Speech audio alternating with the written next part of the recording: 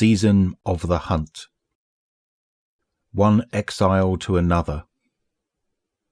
I wish I still had the bottle from that warlock. I've never been drunk before. That I recall, anyway. Crow scuffed his feet, leaving wide trails amidst the dry pine needles on the forest floor. You can drink all the ethanol you like once we're in the last city, Glint chirped. I'm sure it's readily available there. He whirred quietly, cross-referencing all mentions of alcohol in his database. On second thought, I advise caution. Crow snorted. You usually do. The new guardian and his ghost watched the sun set over the rugged tree line of the EDZ.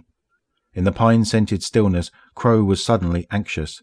He imagined the great throngs of people in the city, hundreds of thousands of people.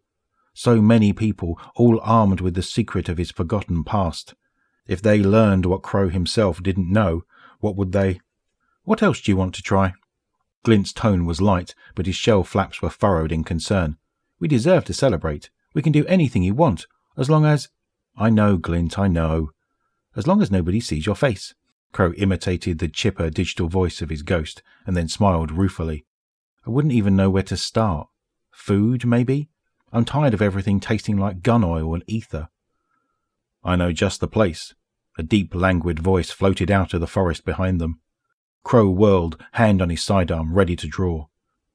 He relaxed as the grizzled warlock Osiris stepped forward from the shade of the pine trees. It's called the Drunken Noodle. Osiris's normally dour tone bordered on levity. Order the Long Boy Special. It's delicious. I've seen pictures of noodles, Crow said doubtfully. They look like worms. Osiris smiled beneath his cowl. We need to talk about how you're going to get into the city. Our first priority is getting you some new clothes. Crow looked down at the sigil of the spider emblazoned across his chest. Probably a good idea. I have new gear for you aboard my ship.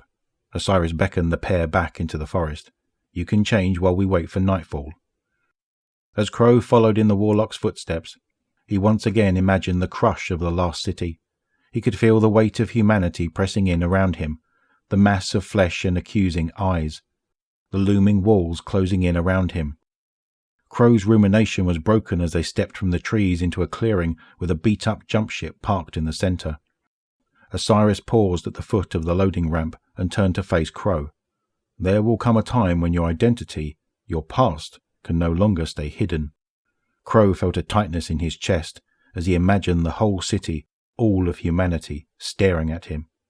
And when that time comes, the warlock continued, remember this moment. One exile to another. You can trust me. They clasped hands, and for a fleeting moment, Crow wondered if he might find acceptance after all.